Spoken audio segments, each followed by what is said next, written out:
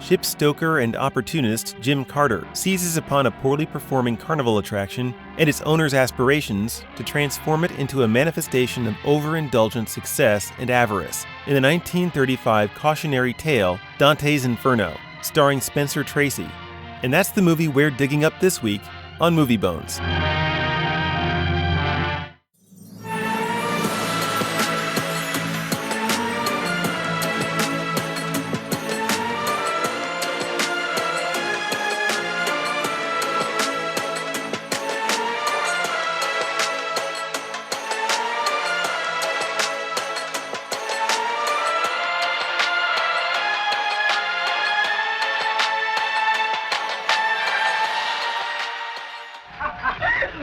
Isn't this priceless? I wouldn't miss this for the world. It's funny, huh, sister? Well, one of these days I'll be right up there where you are, and then maybe I'll be laughing, too. Well, there you heard Jim Carter, as played by Spencer Tracy. He's a stoker on board a ship who's just been canned because he's lazy and takes advantage of others. But he doesn't lack for ambition, and so as soon as he's on land, he finds a carnival concession booth called Dante's Inferno, run by a kind man called Pops and his niece, Betty, where he smells an opportunity to make some real money. So he convinces them to trust him into running the Inferno attraction, where his ambitions are given free rein to basically self-destructive ends. And here's a movie where everything should work, at least on paper. It follows the pattern of a lot of other successful films, both before and after it. And yet it doesn't fulfill any of those ambitions, really, does it? You know what I mean? Yes, I know what you mean. And I think there's a reason why it doesn't fulfill anything. Like, you don't feel like there's anything fulfilled in this movie. There's a couple reasons, and we'll get into those as we dig deeper into this. But there is one thing that works kind of above all else in this film, and there is a set piece that occurs about maybe like 2/3 of the way through in its artistic depiction of hell, specifically the one in that point in the film. And I have to specify that because the film has multiple renditions of hell and different levels of detail as the story progresses. And you can really see where the money was spent on that one respect. Yes, you can. And here's the thing. This is the only thing that made me mad about that part. They didn't go all in. What I mean by that is they didn't do the very last level of hell. And I was a bit upset with that. And if you don't know, folks, the last level of hell it's not fire and brimstone. It's actually ice. And it's the ones that betrayed. It's for those that betrayed someone.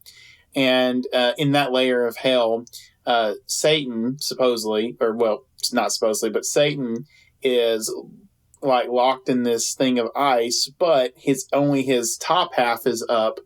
And in his mouth and his hands are Judas, Mark Antony, and there was someone else, but it could just be those two.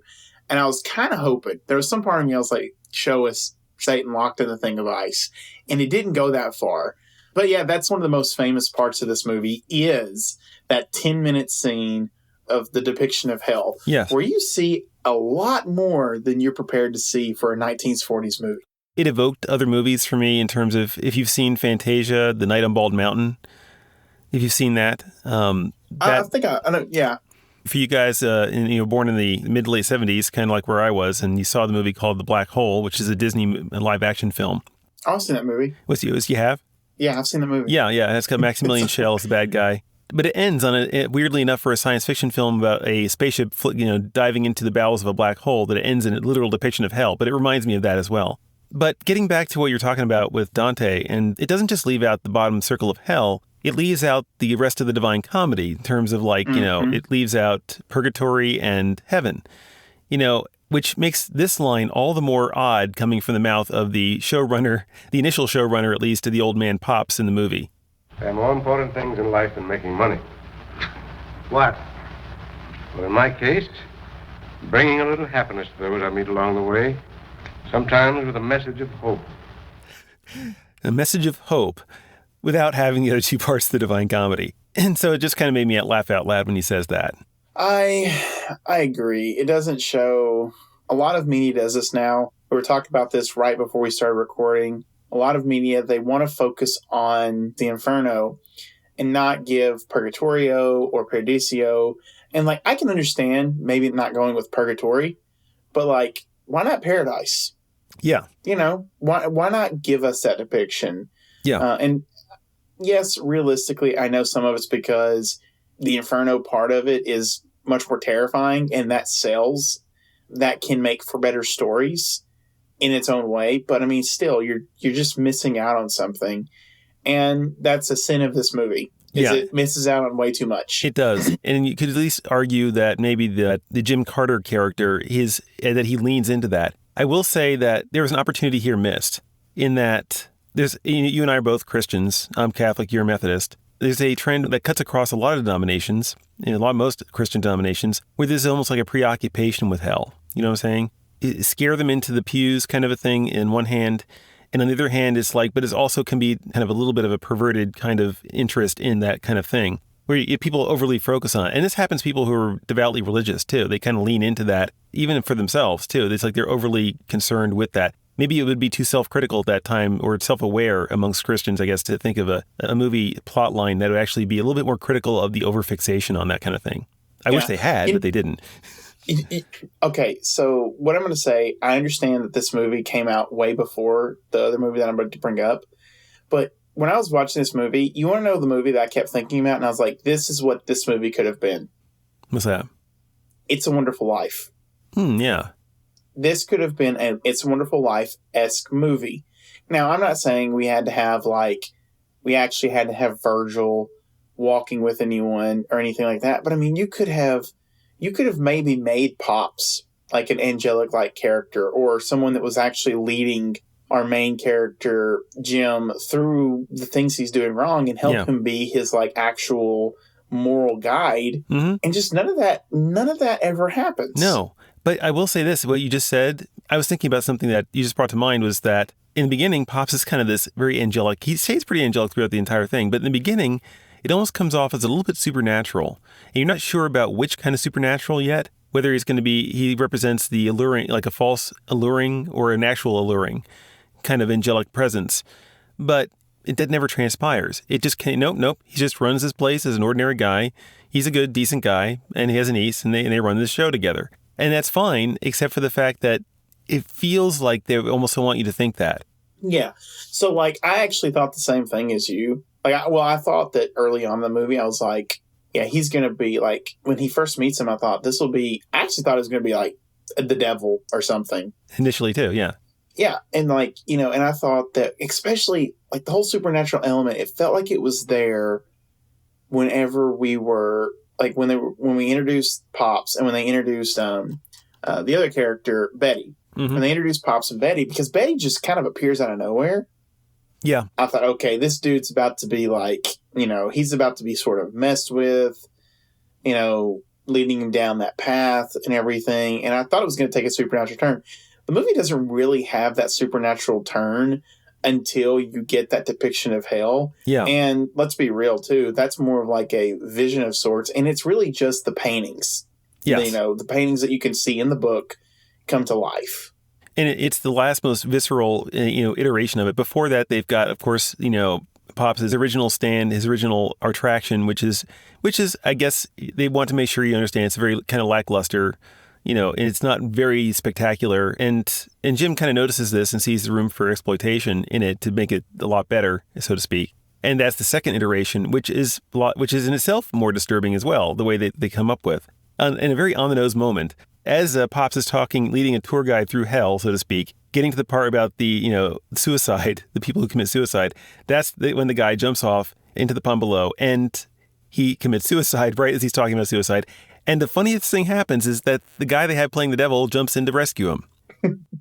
I don't know if it's intended that way, but it certainly got a laugh out of me. Yeah. As I was watching it, I was telling my wife, I was like, it's just... But I didn't care for that part of the movie. And I'll tell you why I didn't actually care for that part of the movie. Because I thought he was going to attack him. Mm. And I thought that was I didn't think that was funny. Now, did I care for that scene? I didn't super care for that scene, but I thought that was funny.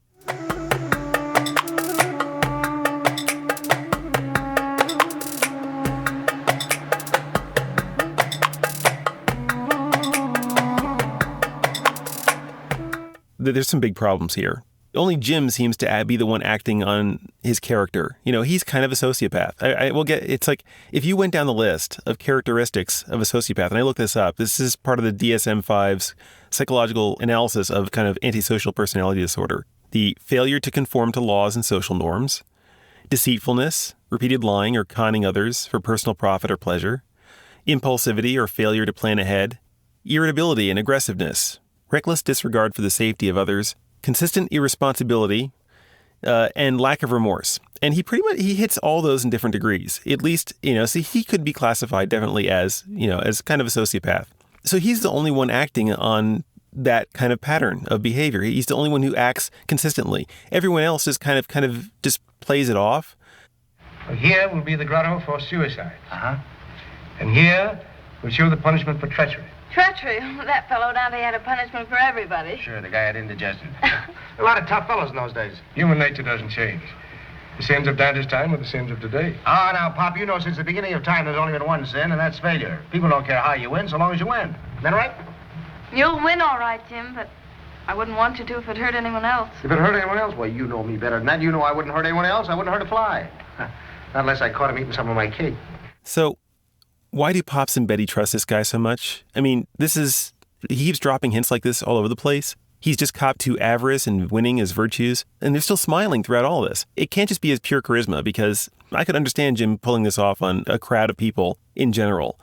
But it's like trying to pull off a lie that depends on ignorance of something like science to an audience composed of Einsteins and Bill Nyes. He promotes himself as this kind of knowledgeable guy in human nature, and he can't see through this guy at all. Pops can't see through, Jim's facade. And it's like, well, it's clearly a facade. If you really know these things, you would see it, and you wouldn't react with a smile, for sure. You know what I mean? So to that point, though, and not to sound like I'm disagreeing with what you're saying, because I do agree with what you're saying, at the same time, this is one of the things that kind of, drew me, made me not feel so great about what I was watching, is Jim's not the worst guy in the world. And let me explain. He very much loves his kid, which is a good thing, but he very much loves his kid. Like, everything he starts doing really is like about, making sure his kid's okay. And like, he's always sitting down and playing with him. Like, they humanize him in such a way that he doesn't look like a bad guy. He has this one guy, one of the people that he bought the stuff from, and, their stuff turned into shares. And the guy comes in and complains about it. And his response is, he's like, oh, well, this is why we have to do this and this. And then he's like, hey, let's up that guy's salary, which is good for back then. And I'm sitting there like, there's so much stuff like that happens throughout the movie. There's like little things. You're not presenting to me someone that's so lost that they're about to, lose everything. Like, I never felt like that throughout the whole entire movie, because there was like, even though he did bad, they juxtaposed it with him actually kind of being a decent guy. My thinking was, when he was giving the guy the extra money to give him a raise, he was actually saving money. Because, yeah, absolutely. So even when he's doing something quote unquote nice in a way, and there are people that's like, even people who are sociopaths, they can still form kind of like, not what I would say like a deep affection, but they still have a preference, if nothing else, kind of like Henry VIII did for having a male-born child, I guess. So I was thinking along those lines. In other ways, he was so disregarding of human life, and he didn't learn anything even when it was proved fatal to other people. It's like he still didn't learn anything. Yes, and that's another problem that I have with the movie. Even if like it seems like it's a freak accident, and sometimes there were freak accidents. Like, even though he, you could, well, it wasn't such a freak accident, but like there were accidents that happened, and everything in the movie. There was no point besides that one time where the guy jumped where any of the characters were actually truly in trouble, because they came out on the other side of it. And I just thought that was not a good idea. Like, I was like, if you're going to put Pops in that dangerous situation, you should have killed him. Yeah, I agree with that too. And that's just what I had an issue with that like both of the times that they went through something that was involved potential death, I was like, they just came out of it. And I was like, I don't think that's a good idea. I think there should have been consequences for it. Oh, yeah. And everything is like, I'm not going to say it's go as far as doing something to the kid, because I don't like that kind of stuff in movies just because it's kids. But I'm like, he learns his lesson by sacrificing himself, which isn't a bad thing.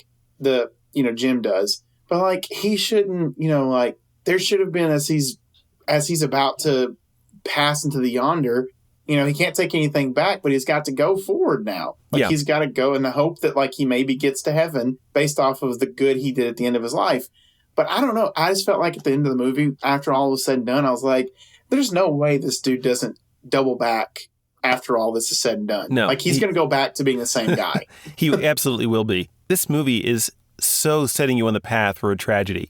This is the tragic fall. What could be more biblical than the fall? That's what tragedies are. That's what a lot of tragedies are. That reminds me. That brings up something else. I was like, surely this movie is going to finally drop this line. I'm not kidding you. Because this movie, since it is, I'm just going to call it a biblical movie, but since it's a movie that is got its hands all in Christian worldview, Christian literature and everything, I thought at some point someone was going to look at this man, was going to look at Jim and drop Jesus' own words against him and say something along the lines of gaining the whole world and losing your soul in the process. Yes. I was like, surely someone's going to say that in this movie. And no one ever said it. Oh, I know. That reminds me of The Man for All Seasons. And one of the classic lines from that is Richard, talking about Richard Rich, is it profits a man nothing to gain the whole world and sell his soul, but for whales, Mm-hmm.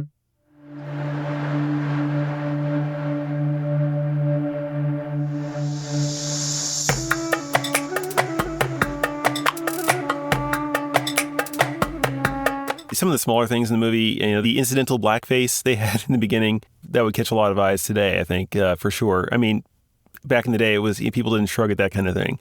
Luckily, it doesn't take up a central part of the story or anything, but it was there. You had, I think Pops calls Dante the greatest poet ever, which to me was kind of like, well, he's good and all, he's remembered, but I mean, that's his opinion. But of all time, getting back to the original point, is even when it came to the centerpiece of the film, which was that the depiction of hell, it's like they spent all their budget on that. There were so many other lackluster effects. There were scenes where there was jump cutting even within a movement in the scene that didn't actually change all that much in the scene in terms of perspective or point of view of the audience. It just kind of it was a bad splice or cut. Yeah. And so it seemed like they spent, like you said, they spent all their effort and attention on this one aspect. There's nothing about this movie right here where I'm looking at this main character and never thinking to myself, he's going to the good place when he dies. That brings up another point I wanted to bring up, is that Betty marries him. She marries the guy. And in almost a kind of a backhanded way later on, the movie kind of, I don't know if it's because it recognized something was off or just kind of a quirk of the script, but she's talking with, well, I'll just play it. I'm sorry it had to end this way. Jim has so many fine qualities. It's a pity we couldn't bring them out. Oh, we tried to for years. No, if he ever does change, it will have to come from within himself. Which is a noble thing to say, except it implies kind of that you married him with the idea that you could fix him. Because you've known these things for a long time, clearly. Yeah. And the other thing is we don't see that in the movie. You know what I mean? No, we don't. It would have been nice to have more. It would have been nice to see, hey, have one of them always in his corner, Jim, maybe you shouldn't do that. Jim, maybe you should be kinder to the people you're working with. And not, hey, Jim, let me continue benefiting off of your ideas. Because they both did. Yeah. God bless them. But they both did benefit. But it's they didn't really seem to be bothered by what he was doing. And because we don't see that, it takes the movie down. And let's be real. This is a pretty good performance by Spencer Tracy. I'd say it's pretty good. I would say it's pretty good, yeah. Early on in his career and everything, if I'm correct. But I mean, it's it's a good performance. It's a good performances all around. But it's just we're left wanting. Yeah. And everything. And that's where I'm at too. It would have been nice if they would actually show, because up until the part where he gets to the court trial where he's caught, up until that point, he's still been doing bad things. It's just he's had the luck of no one catching him or watching him or seeing him do those kind of things. And the two people in his life that matter the most, they don't see it. And it would have been nice for them to at least have been given some additional push or nudge. Maybe I want it just because they've been so obtuse in ignoring what he says that I kind of want it shoved in their face a little. You know what I mean? Mm-hmm. Have the plot shove something in their face so they can't avoid it.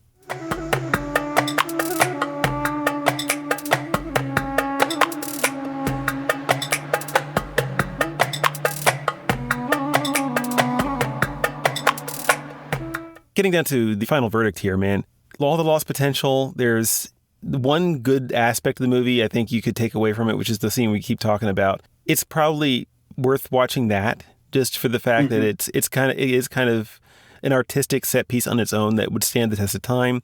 You could see, influence. I could almost draw comparisons to the grandiose nature of, like, a few years earlier, you had Metropolis. Some of the grand things that you see in that movie. It's that good in terms of its execution. Especially for when it is. Like, Yes, that's for not when it is. CGI. No. There's nothing CGI about those scenes. No. Because that doesn't exist. It's all done practically. It was terrific stuff. So watch that part, yes, but it's the only thing I can really recommend about it. So ultimately, once and done, this is a Bad Dates. Yeah, I agree. Bad Dates. And honestly, I'm going to tell you two things with that. I'm pretty certain you can just go look up that one scene, Dante Inferno's hell scene on YouTube, and watch that if you want to. Like I said, it's like roughly 10 minutes long. Yeah. The other thing is, too, if you're looking on Tubi, which is where we watch this movie, but if you're looking on Tubi and you type in Dante's Inferno, you can get two other movies that are called Dante's Inferno. The first one is based off a video game, and it's pretty good for what it is. There's a game that came out called Dante's Inferno, but it's about that game. So, you can watch it standalone and everything, but it has nothing really to do with the Divine Comedy other than setting. I haven't watched this in a long time, like since high school. It might have been high school, might have been early college. But there's also a stick figure puppet movie called Dante's Inferno, and it's probably the most accurate actual retelling of the Divine Comedy. I'm probably going to watch it at some point in the future. It's not very long in and of itself, but, that one does exist. Now, I will tell you this. Anytime you watch a movie with Dante's Inferno, or about Dante's Inferno, everyone I've ever seen, kind of go in knowing that you're probably going to see some hard R stuff at some point or another, because the depictions of hell, like the depictions of hell in, the Divine Comedy, will show you some things that you might not be prepared to see if you're not understanding that you're going in, again, seeing some hard R stuff, because it talks about the sins, and hell is where all the sins are. So you're going to see things that, again, if you're not prepared to see it, when I'm saying, like, at most you're going to see naked bodies. Yeah. And they did, I will say this. It was one of those things kind of like where the artful covering of just enough, you know what I'm saying? Yeah. Just enough artfully covering. Yeah, so just be prepared for that if you want to go watch any of these movies or look it up, because that's in the book, and they don't shy away from that kind of stuff. It's not in your face about it. No. But, well, in this movie, the other two kind of are, they do show you some stuff, so just letting you know. Yeah. I think this particular movie's a Bad Dates, and even if you don't want to go watch it, I'm pretty sure you can find that scene online somewhere. It's the best way. Like I said, it's a pretty good scene. Doesn't really, in my personal opinion, it really has nothing to do with the story other than a potential vision, because we don't even see, we don't have any of the characters in that part of the movie. No, we don't. So there's that. It's completely absent. Go read the Divine Comedy. Yeah, I've never read it. I probably should. Anyways. I probably should, but yeah. Right up there with the Screw Tape Letters, I imagine. I haven't read that one either, but that's also can be dark. So anyway, now's the time when we'd like to remind the listening audience out there that if you're watching these movies alongside us, and you should be, we don't want to be alone if we don't have to be, and hearing our reactions, please do like, subscribe, comment, and of course, follow us on your podcast purveyor of choice. Tell us if you think we got it all wrong. Maybe nominate some films you'd like us to see do, especially if they're available for free, because this adventure comes with no strings attached. Guaranteed. In any case, Ryan and I thank you for sticking with us on this shared journey. And what is next week's assignment, Ryan? Next week's film stars too many people to count, but also includes an older version of Spencer Tracy. Maybe some of you have heard this movie before, but this movie is titled It's a Mad, Mad, Mad, Mad World. Yes. This is one of my parents, actually, I grew up on a bit. Yeah, you haven't seen it yet, right, Ryan? I don't think I have before. Because I grew up with this movie. My parents had a copy on VHS tape. Kind of confessing how old I am now. So this is going to have some nostalgic appeal for me already. So I'm looking forward to it. It's a bit long, so if you want to see it, maybe you have to take it in a couple different installments. Give it a shot, guys. Give it a shot. Watch it along with us. So that's it, folks. We'll see you next week. Bye-bye, folks. Bye.